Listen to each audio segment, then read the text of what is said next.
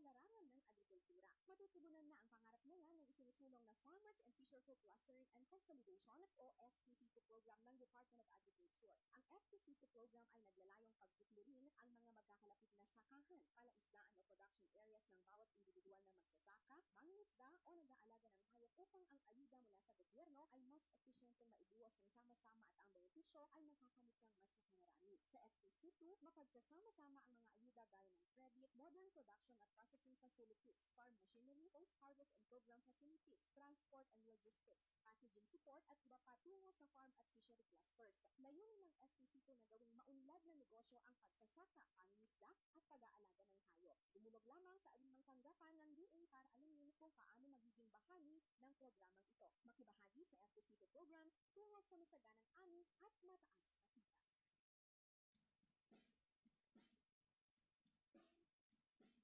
Mga mahal ng magsasaka at mangingisda, alam niyo ba ang masamang epekto ng climate change? Malakas na bagyo, matinding pagbaha, pagtuyot ng El Niño, Ina at ba ang handa?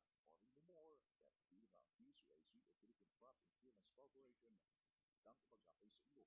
Sa ngayon, ang PCIC ay may programang RSPSA Agricultural Insurance Program.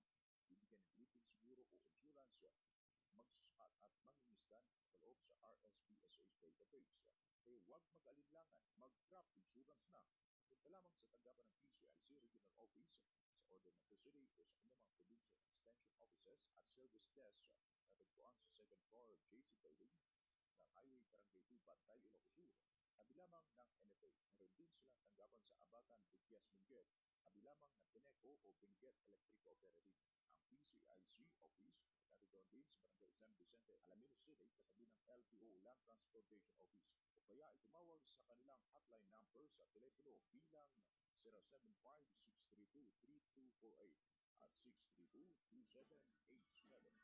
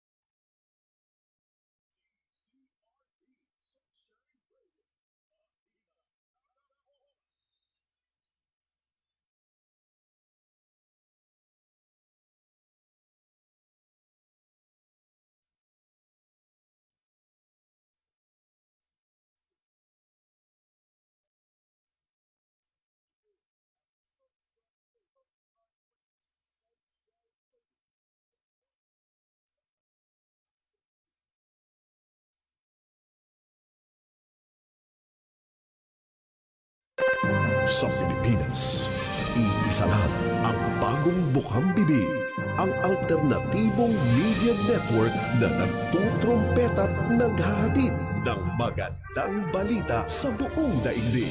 SMNI, Sunshine Media Network International, where everything is possible.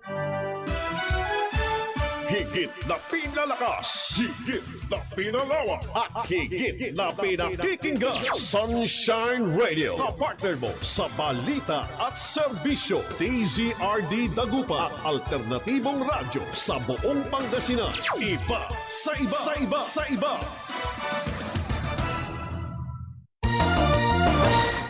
Kalayaan at katotohanan sa Sunshine Radio.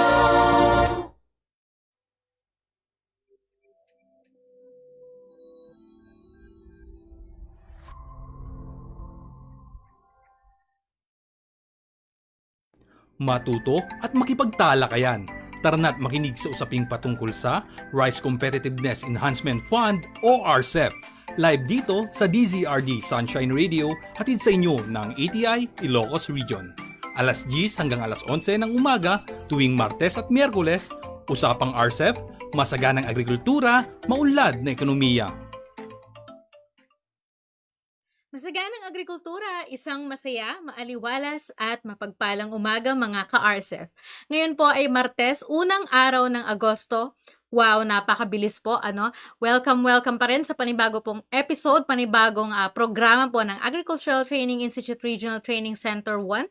Siyempre, katuwang po natin ang DZRD Sunshine Radio at live na live po tayo ngayon dito sa radyo at sa Facebook pages po ng DZRD Sunshine Radio at ATI Ilocos Region. Narito po tayo sa ating bagong programa, Usapang RCEF, kung saan atin pong tatalakayin ang Rice Competitiveness Enhancement Fund Rice Extension Services Program o RCEF-RESP. Tara na po at makipagtalakayan sa mga eksperto at benepisyaryo po ng RCEF at alamin kung ano nga ba ang mga programang nakapaloob po dito, lalong-lalo na po sa mga hindi pa po nakakapagsanay under RCEF po at sa atin pong TESDA at ATI. So inyo pong makakasama ang inyong lingkod sa araw pong ito, Gail Padua, kasama po sa ating technical side, sina Sir Peps Lambino, Sir Richard Manuel, Sir Jake Abaygar at Miss Camila Manalo. So makakasama niyo po kami mula alas 10 ng umaga hanggang alas 11. Tuwing Martes at Miyerkules po yan hanggang buwan po ng Setyembre. So wag na wag po kayong titigil, wag na wag po kayong mapapagod na suportahan po ang atin pong usapang RCEF dahil magkakasama po tayo hanggang buwan po ng Setyembre. Kaya naman patuloy niyo po kaming samahan dito po sa atin pong radyo at syempre po sa atin pong Facebook live stream.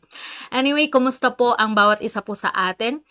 Meron pa rin po tayong pag-ulan-ulan sa mga nakaraang araw at ngayon.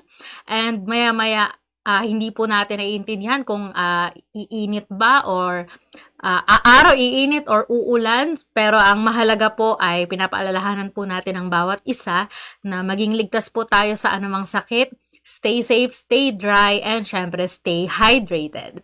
So, syempre binabati rin po natin ang mga nagdiriwang ng kanilang mga birthdays, anniversaries, at iba't ibang pagdiriwang. Syempre, binabati po natin ang belated happy birthday ang atin pong Information Services Section Chief, ang IO3 po ng ATI RTC1, Dr. Maricel Dida Capias. So, kahapon po ang kanya pong birthday. Happy birthday, Doc Mariel. Maaari niyo pong batiin ang inyong mga minamahal sa buhay, inyong mga kaibigan. Maaari niyo po silang i-shoutout dito po sa atin pong programa sa Facebook live stream po ng DZRD Sunshine Radio at ATI Ilocos Region. So, babasahin po natin yan maya-maya lamang dito po sa atin pong programa.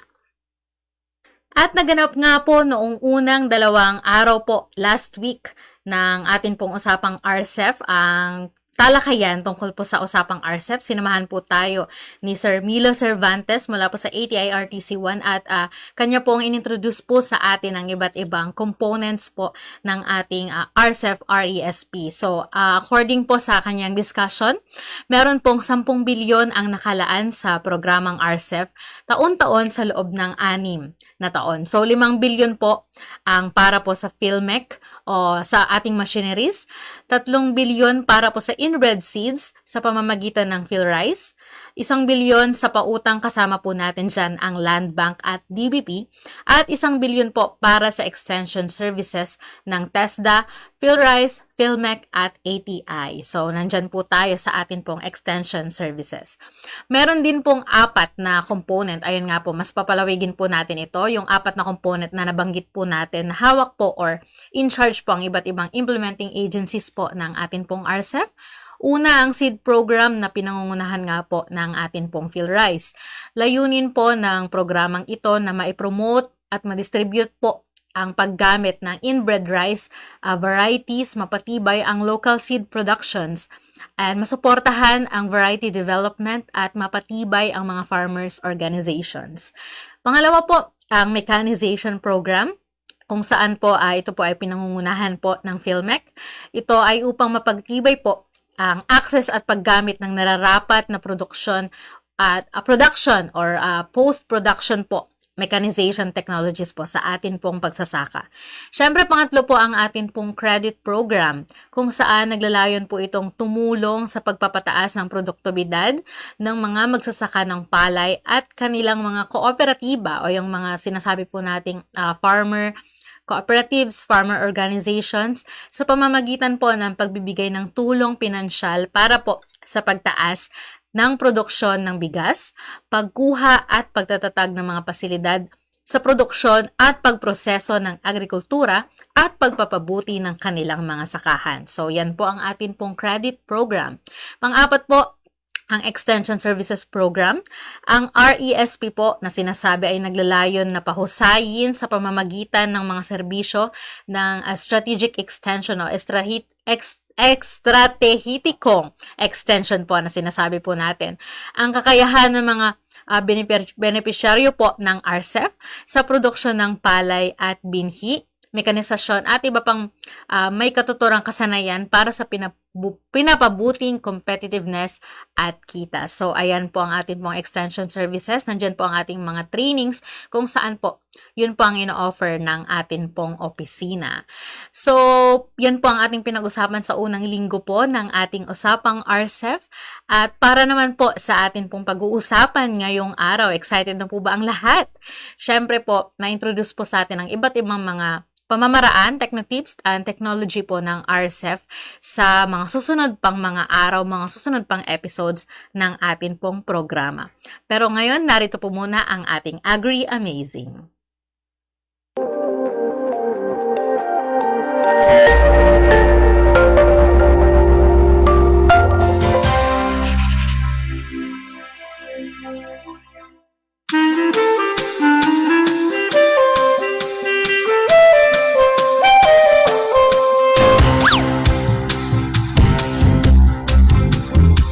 Saan ba ako nagkulang?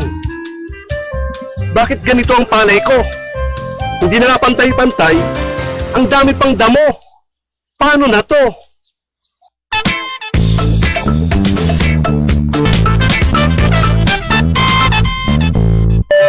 Programang pang-agrikultura ng PhilRice. Kinig na! Ang binhi ng palay ay siyang pundasyon sa pagsasaka. Kung dekalidad ang binhing ginamit at tama ang pamamahala ng palay, tiyak na mataas ang ani. Key Check 1. Gumamit ng dekalidad na binhi ng rekomendadong variety.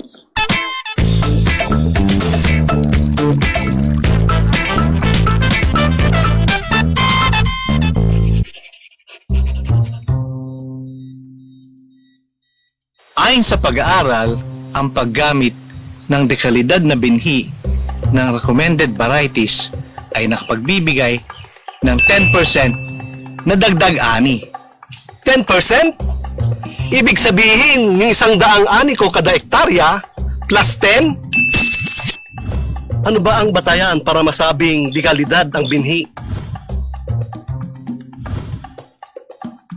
Masasabing dekalidad ang binhi kapag halos puro, mas kakaunti ang kahalong buto, walang makikitang sakit at peste, buo at pare-pareho ang laki ng butil, at may kakayahang tumubo o mabuhay.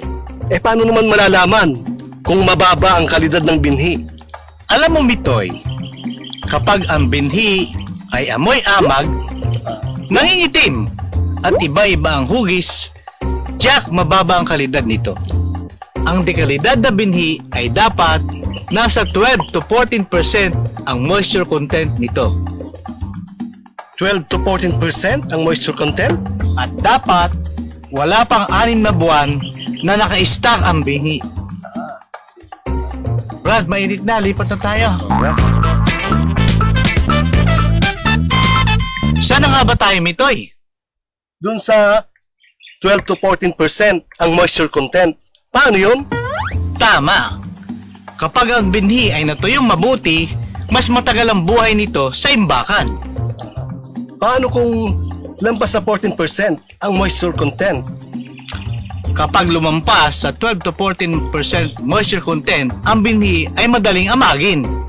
Kaya, Mitoy, pag dekalidad ang binhi, mas mataas ang antas ng pagtubo nito. Mas kaunti ang kailangan na butong itatanim. Malusog ang punla at pantay-pantay ang paglaki nito. Ngayon, alam ko na. Napatunayan ko na kapag dekalidad na binhi ang gamit, ay mas madali ang pagtatanim. Tiyak kasi na malusog ang punla, kaya naman matipid sa paghuhulip at iwas atake ng peste at sakit. Tama? Tama! Madali pang makuha ang tamang dami ng punla na itatanim. Tama? Tama! Mas madali rin ang pag-aani. Ayos!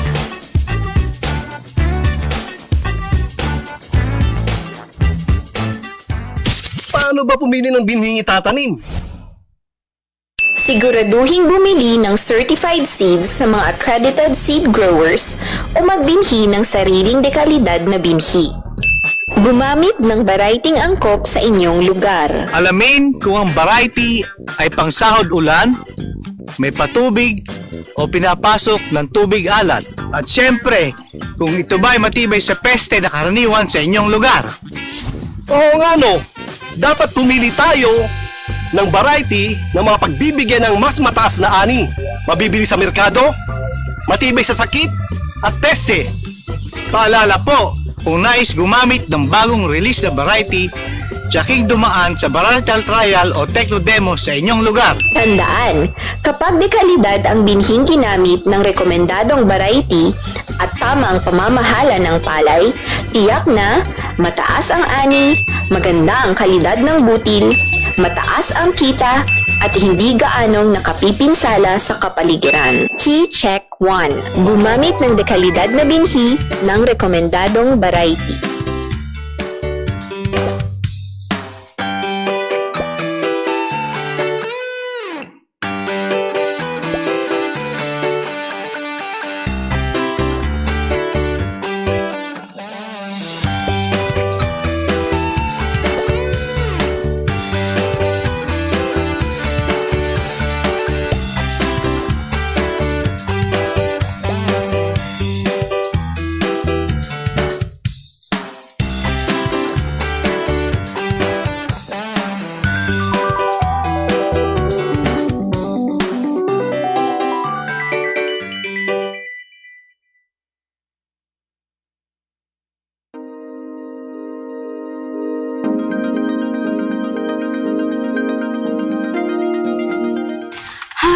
Nakakapagod naman ngayong araw, mahal. Oo nga, mahal. Sinabi mo pa. Ay, nakakatuwa naman na lumalago ng palayan natin. At sana mapalago pa natin to at makipagsabayan sa mga iba na nagbibigay kaalaman sa iba pang mga magsasaka. Tay! Tay! Tignan niyo po ito! Aplikante ay magsasagawa ng self-assessment kung sila ay kwalipikadong maging isang sertipikadong LSA batay sa briefer. Pangatlo ay ang pagsusumite ng nararapat na natapos na mga kinakailangang dokumento. Ang ika-4 na hakbang ay ang pagsusuri ng mga dokumentaryo na kinakailangan. Ika-5 naman ang field o virtual validation. Pang-6, Ang pag-indurso ng mga dokumento ng aplikasyon ng Learning Site for Agriculture sa ATI Central Office. Ang huling hakbang ay pagbibigay ng sertipiko at memorandum ng kasunduan o pagpirma ng Memorandum of Understanding. Hatid ng pagiging Learning Site for Agriculture ang pakikipagsabayan ng kompetensya ng rice farmers mula sa iba't ibang sulok ng Pilipinas.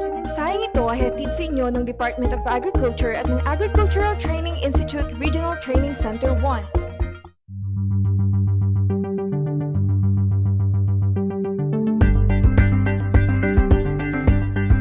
Malaking tulong ang hatid ng RCEF sa kanilang trainees. Sa pamamagitan ng binibigay na pagsasanay, mas napapalawig pa ang kaalaman ng mga magsasaka. Magandang araw. Ako po si Cheryl Rolamas, ang Farm Assistant Manager ng Rolamas Farm. Malaking bagay ang nai-contribute ng RCEF sa akin. At hindi lang po sa akin, pati na din po sa mga kapwa ko farmers. Dahil sa maikling panahon na na-train po kami sa Training of Trainers on the production of high-quality inbred rice seeds and farm mechanization, sapat na po yung nalikom kong kaalaman upang ma-i-apply sa farm at ganun na din ay maibahagi na rin po sa mga farmers dito sa Aringay upang sa ganun ay mapabuti at mapataas nila ang kanilang mga ani. Mula sa suporta, tulong at pagbibigay kaalaman ng Rice Extension Service Program, tiyak na mas mapapabuti at mapatataas ang ani ng ating mga magsasaka. Sayang ito ay hatid sa inyo ng Department of Agriculture at ng Agricultural Training Institute Regional Training Center 1.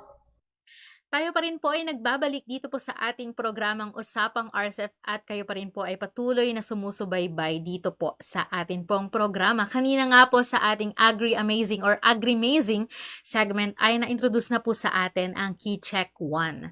At ang pagpili po yan ng dekalidad na binhi. So ipagpapatuloy po natin ang ating talakayan tungkol po dito.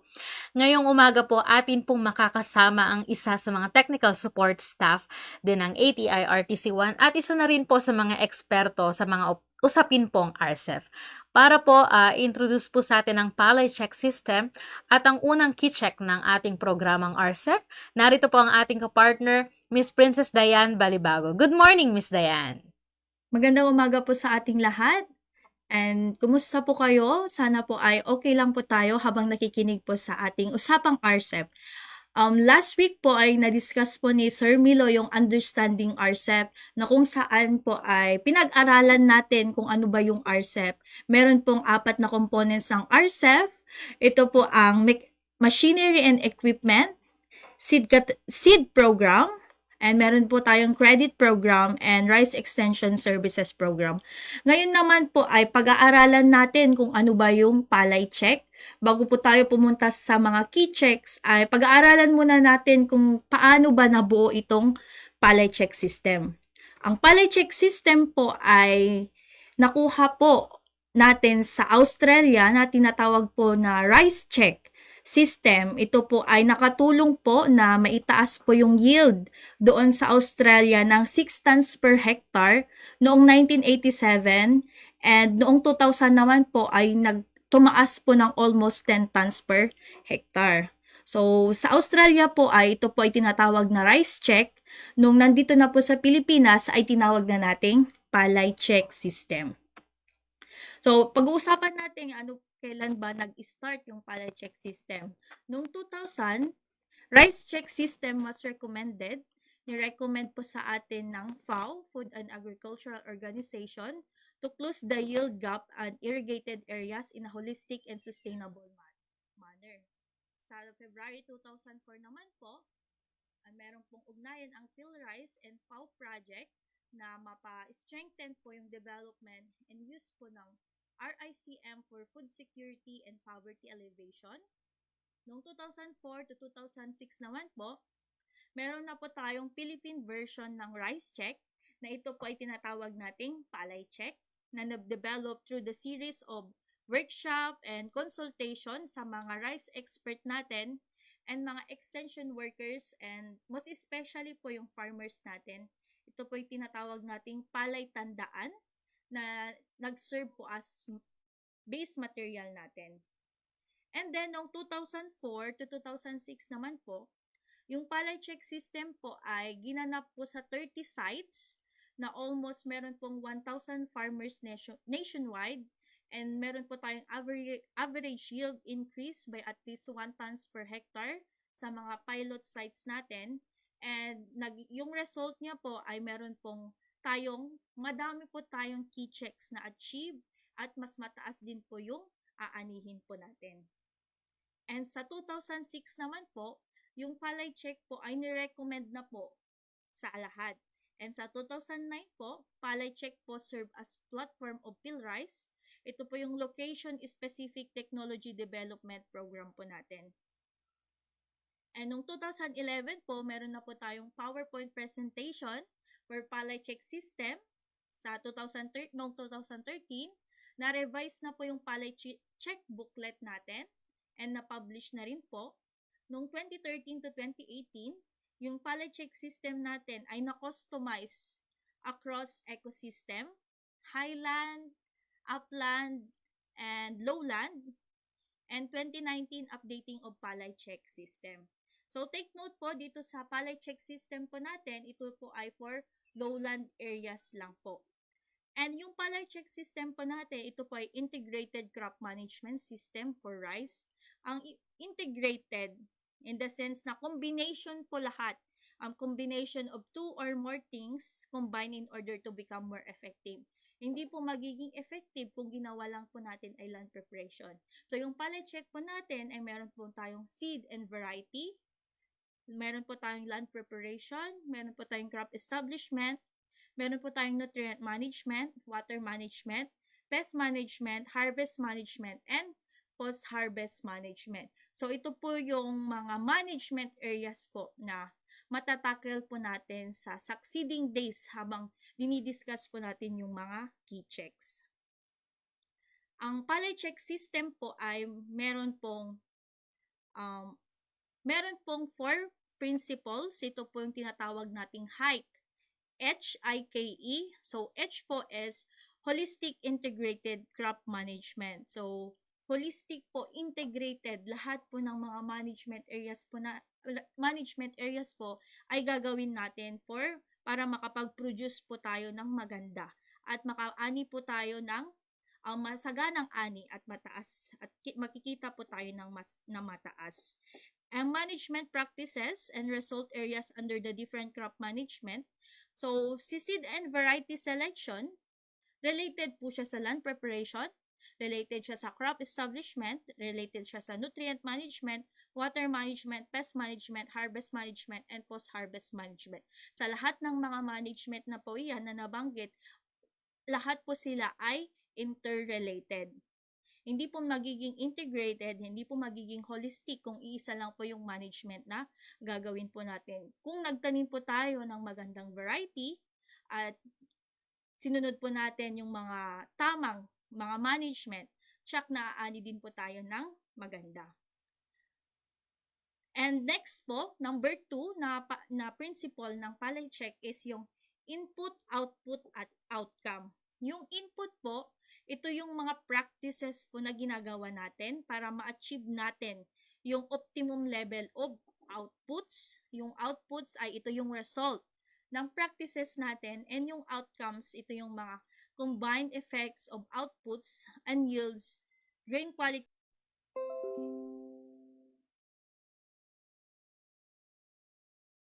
Ang umaga, tuwing Martes at Miyerkules, usapang RCEP, masaganang agrikultura, maunlad na ekonomiya. Meron po tayong board. For example po, farmer number 1, farmer number 2, farmer number 3, tapos nandito po yung mga key checks sa side niya. I-check natin kung na-achieve niya ba yung key check 1. Teknolohiya, course 3. Meron po tayong 2 key check sa key check 3.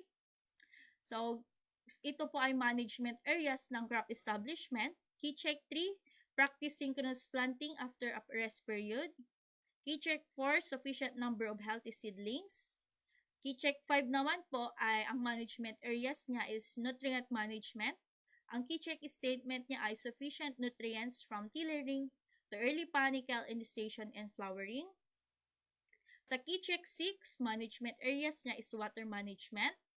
avoided excessive water or drought stress that could affect the growth and yield of the crop. Key check 7, pest management, no significant yield loss due to pests. Key check 8, harvest management, harvested the crop at the right time. And key check 9, post-harvest management, ito po ay dried, cleaned, and stored grains properly. So, yan po yung mga pag-uusapan po nating mga key checks sa susunod po na mga araw.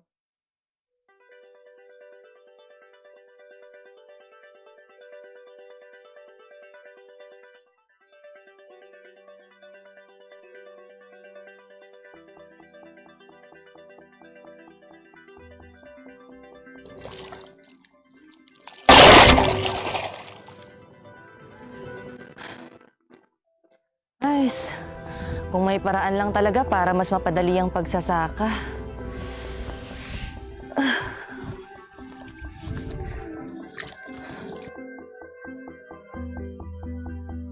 Meron.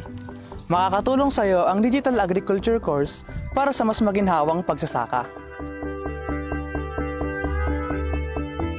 Ang Agricultural Training Institute kasama ang mga miyembro ng RCEF Technical Working Group ay bumuo ng isang maikling kurso tungkol sa digital agriculture. Ang pagsulong ng mga apps mula sa Digital Agriculture course ay may kaugnayan sa bigas kagaya ng Rice Crop Manager na isang tool na nagbibigay sa mga maliliit na rice farmers ng payo sa pamamahala ng pananim at nakaayon sa pangangailangan ng magsasaka. Ang Digital Agriculture course para sa RCEF ay hindi lamang maghahanda sa mga kinatawan o trainer ng farm school na ipatupad ang digital agriculture. Ngunit, hinihikayat din sila na gumabay sa paggamit ng makabagong teknolohiya sa mga magsasakang gamitin ito sa paghahatid ng serbisyo sa pamamagitan ng ICT tools. Malaking tulong nga ang DAC RCEF. Ida-download ko na rin agad ang mga nabanggit mong apps. Mensaheng ito ay hatid sa inyo ng Department of Agriculture at ng Agricultural Training Institute Regional Training Center 1.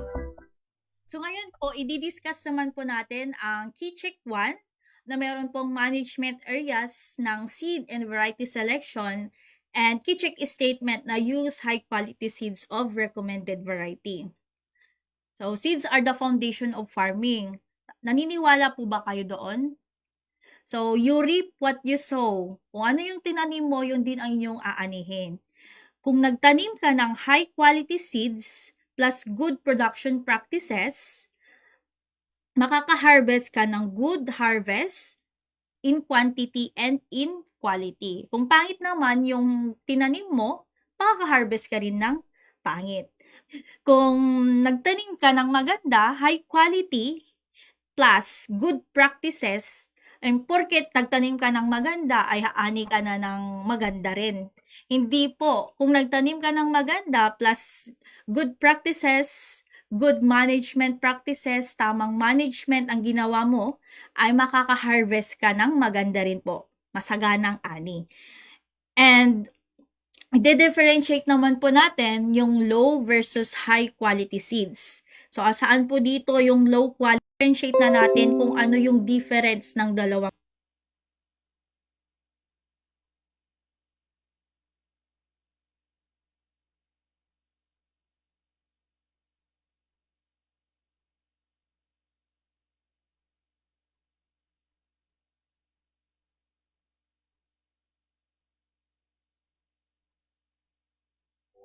Yung aanihin.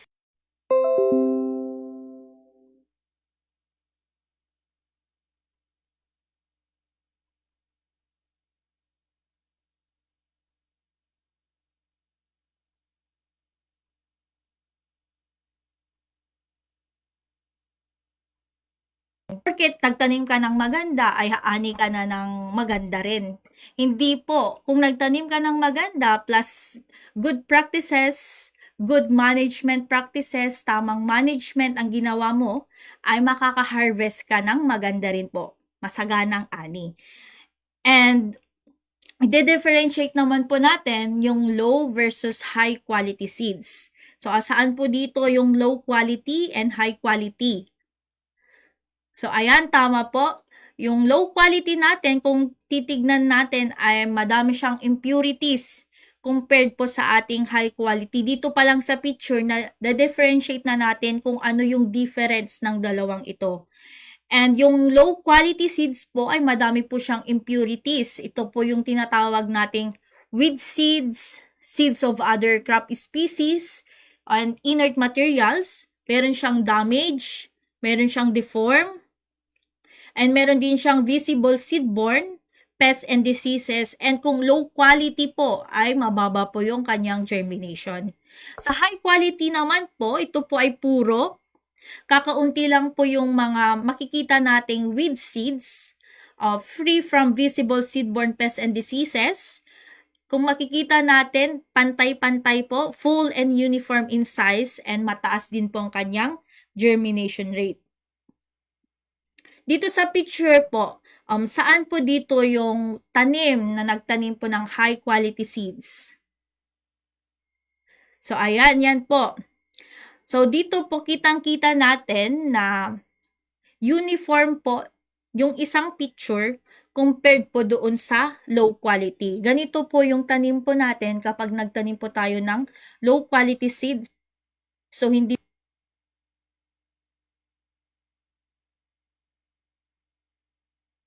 po sila uniform.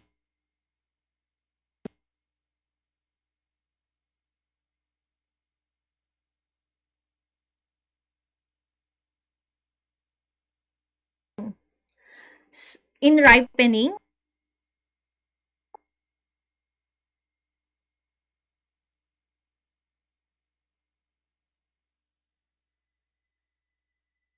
and sa kabila naman po ay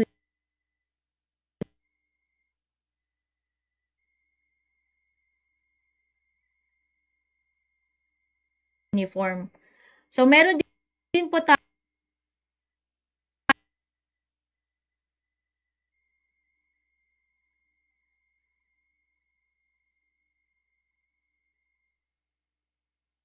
tayong mga classes of high quality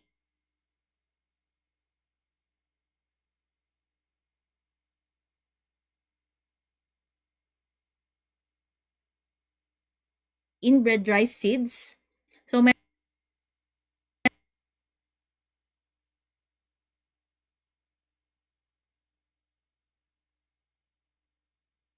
po tayong tinatawag na tag color and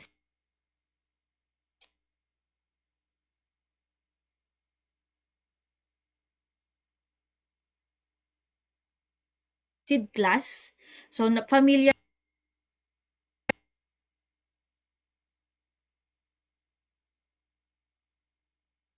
naman po kayo dito. Nakikita po ito sa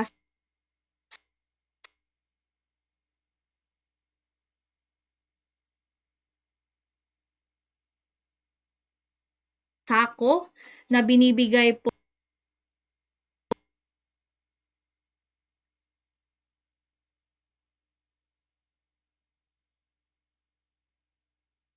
ng LGU.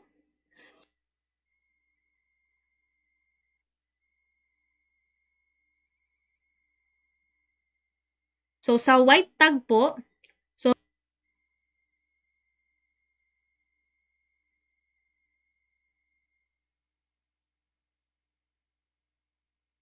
so sa white po, ito po yung tinatawag natin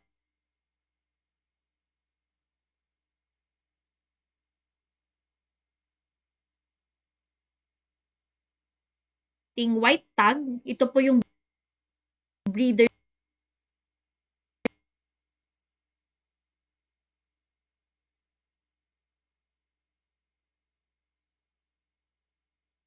seeds. Ito po yung nucleus seed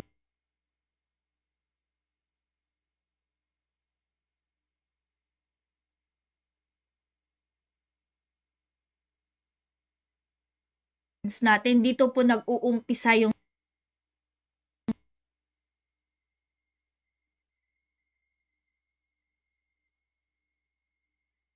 seeds natin. And then, meron din po tayong red tag.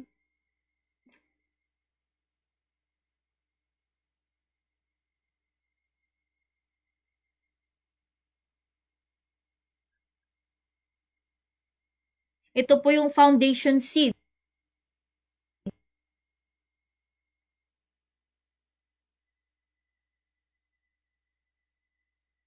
Ito po ay nanggaling po sa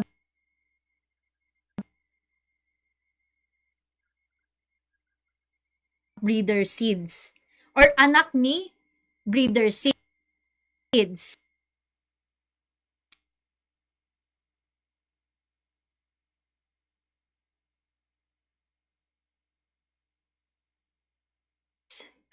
So, green tag naman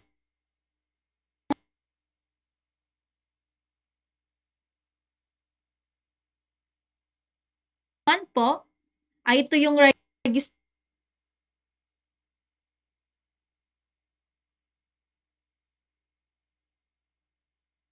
seeds natin. Ito po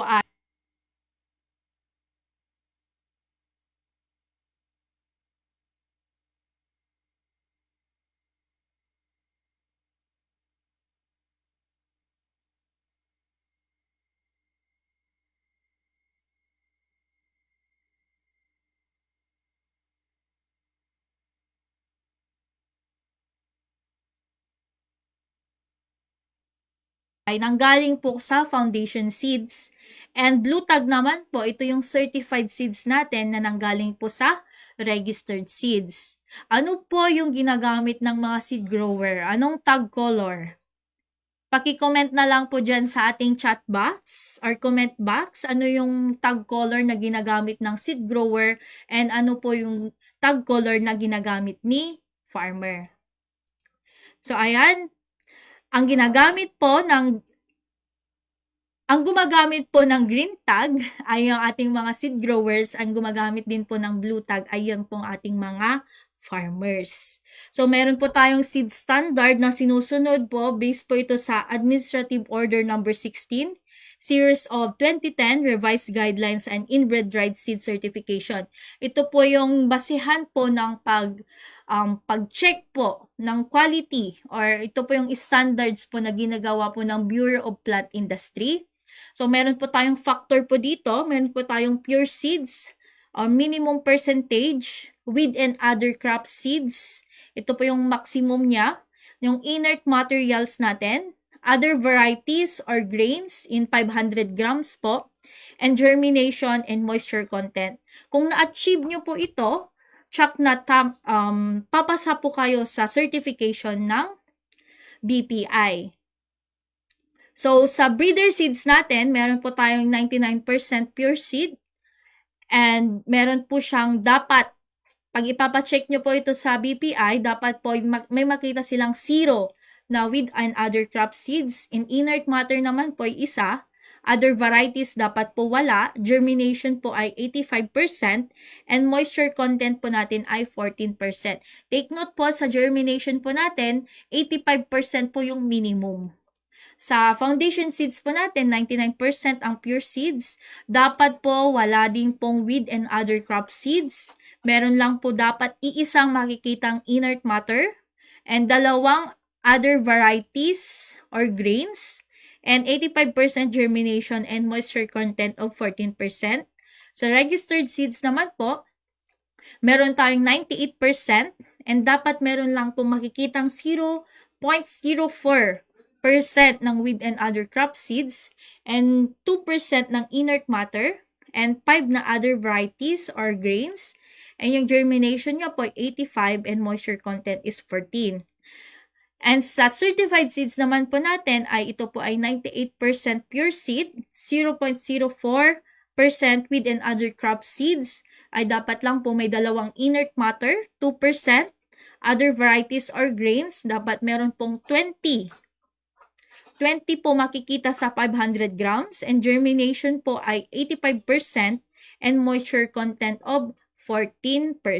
So, ito po yung CD standard natin and magpo-focus lang po tayo sa certified seeds na ito po yung mga gagamitin po natin sa pagtatanim. So, ano ba ang importansya ng key check 1? Pag gumamit tayo ng high quality seeds, ito po yung magiging resulta niya. Mas tataas po yung germination rate natin and bababa po yung seeding rate po natin. And mas malulusog po yung seedlings natin, and mas mabilis lang po tayong mag-harvest. Or mas mabilis po tayong mag-crop establishment, magtanim.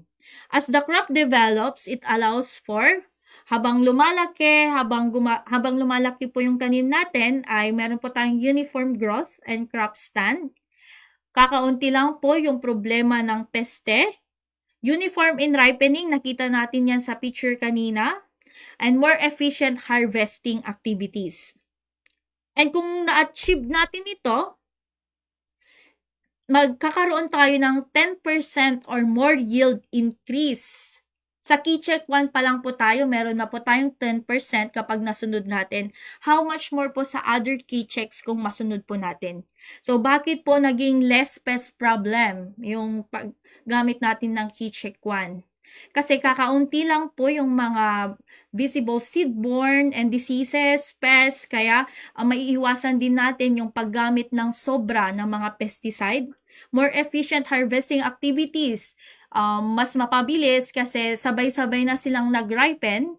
Ibig sabihin, hindi ka na magdadalawang isip na i-harvest ito agad. So, yan po, 10% or more yield increase. Sa key check 1 pa lang po tayo, magkakaroon na po tayo ng 10%. So, bakit po tayo gumamit ng recommended varieties? Why use recommended varieties? Recommended varieties are adapted to local condition. Yung mga seeds natin, yung mga varieties natin ay tinatawag po nating location specific po sila. So, sa iba't ibang lokasyon, may iba't ibang weather, may iba't ibang peste, may iba't ibang sakit na na-encounter. Kaya kung gagamit po tayo ng variety or seeds, titignan natin kung suitable ba itong seeds na ito sa ating bayan. So, meron po tayong mga regional and national varieties na sinusunod din po. So, dapat po, recommended varieties are adapted to local condition. Dapat po ay may panlaban or tinatawag nating resistant sa anumang mga biotic stress, kagaya po ng insect pests and diseases sa ating mga locality, kasi meron din pong mga ibang locality na magkakaiba po yung mga problema nilang sakit at mga diseases. Hanapin po natin yung variety na tama at angkop at suitable po doon sa ating mga bayan-bayan.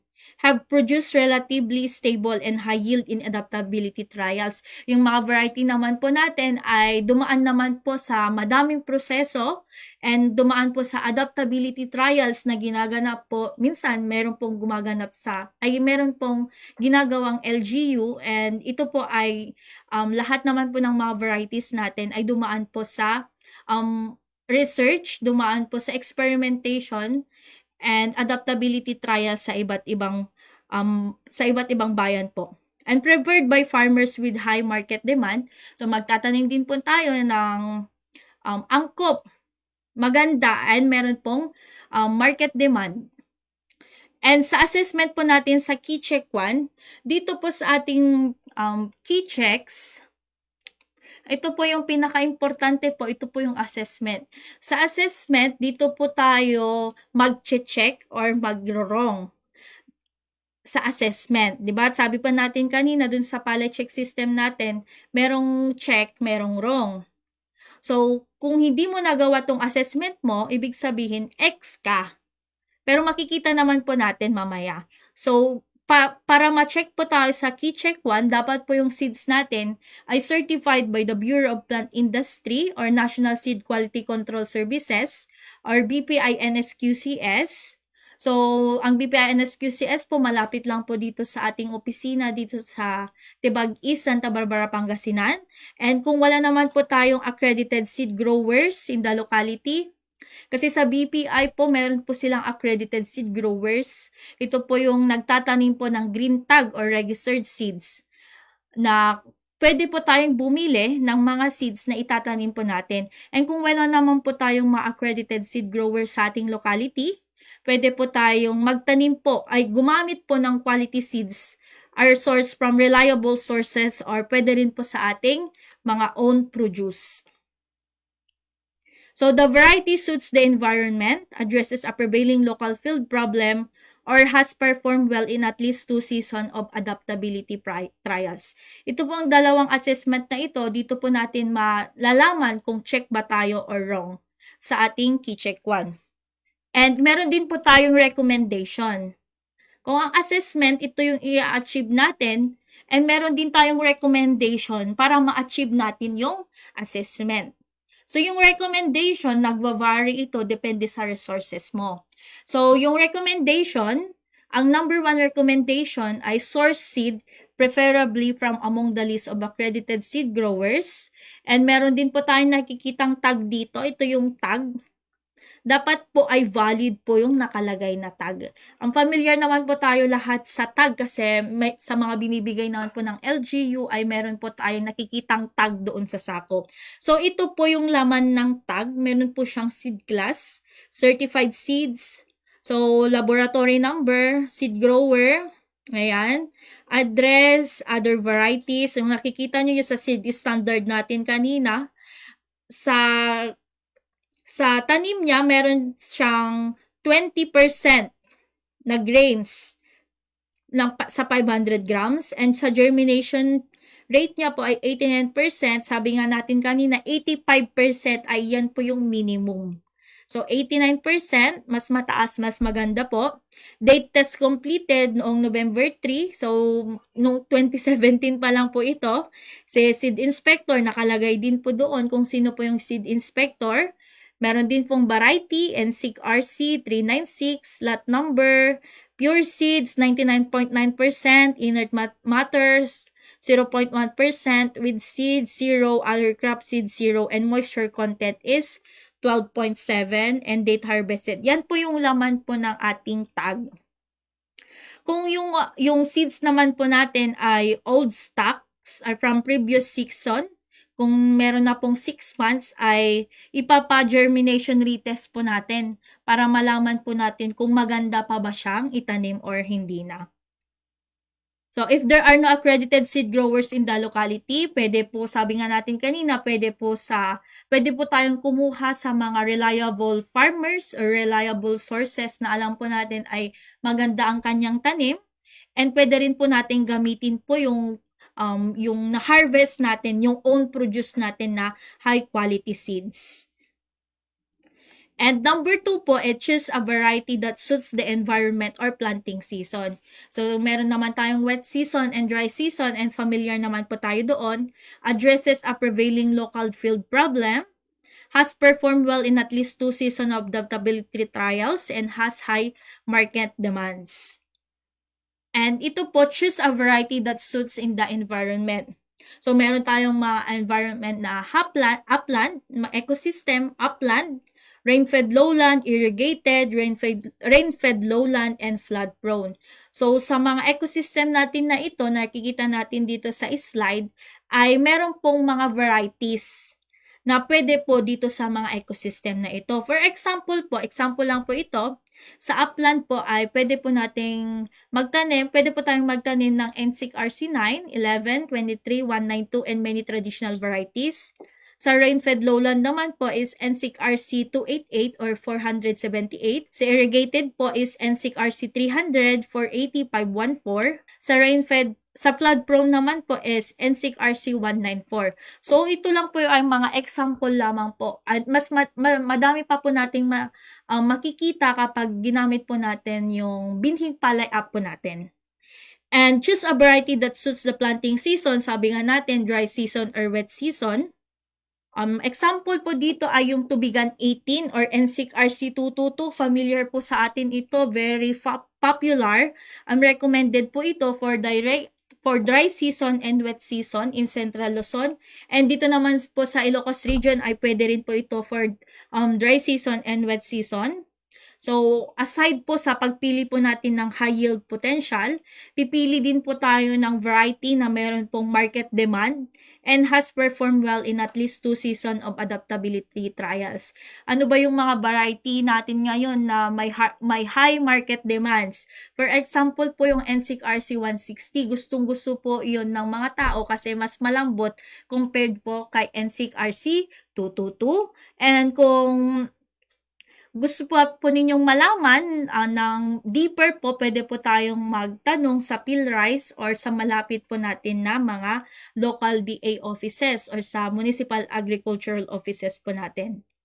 So during the wet season, pay attention to prevalent pests in the area and consider also the shattering and lodging characteristic of variety. Ngayon po, lalong-lalo po ngayon tag-ulan. So i-consider natin kung shattering po ba, yung mabilis na paglagas or yung lodging na tinatawag natin, yung mabilis na pagtumba ng palay.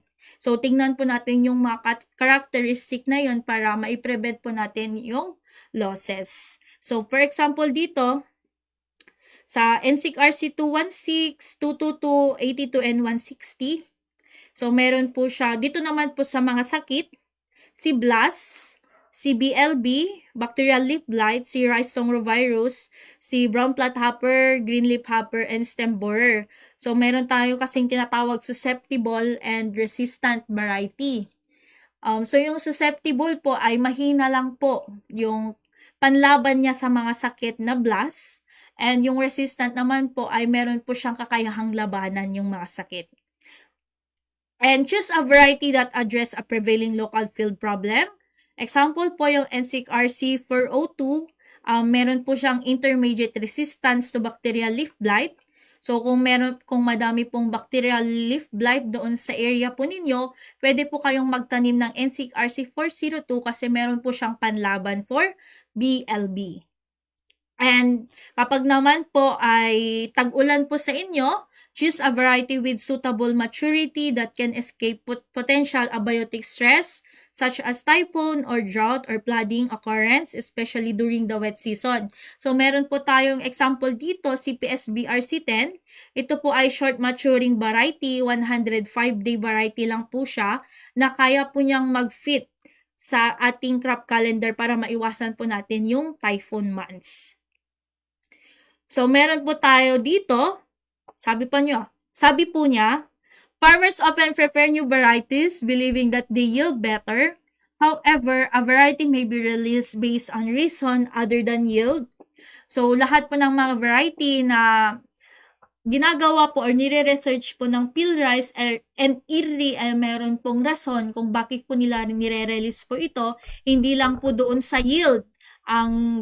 Hindi lang po sila nagbe-base sa yield, kundi sa iba't ibang aspect po para lalong-lalo na po sa mga resistance sa pest and as well po kapag good eating quality. Meron pong example dito, sabi niya, PSBRC 82 has 150 kabans per hectare. So, sa 50 kg per kaban po ito, average yield, while NCRC 222 has 140 kabans per hectare. So, si PSBRC 82, meron siyang 150 kabans. Meron kang maha-harvest na 150 kabans per hectare kapag tinanim mo ito. Si NCRC 222 naman ay meron lang 140 kabans per hectare. So, however, NCRC 222 is moderately resistant to green leaf hopper, brown plant hopper, and yellow stem borer. Kung ikaw si farmer, ano yung pipiliin mong variety? Si PSBRC 82 ba? Si NCRC 222 ba? So, pwede po tayong mag-comment or pwede po tayong mag-chat dyan po sa ating chat box kung ano yung pipiliin po natin.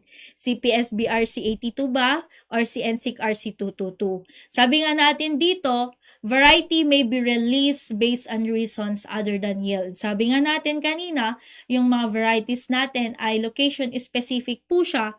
Kung meron po kayong green leaf hopper, infestation po ng green leaf hopper, brown plant hopper, and yellow stem borer doon sa location po ninyo, magtanim po kayo ng NCRC 222. Kasi meron po siyang resistance, meron po siyang panlaban sa mga peste na yan. Kung wala naman po kayong mga masyadong peste or sakit doon sa palayan ninyo, eh kung gusto niyo naman po ng PSBRC 82, meron po pwede po yung PSBRC 82.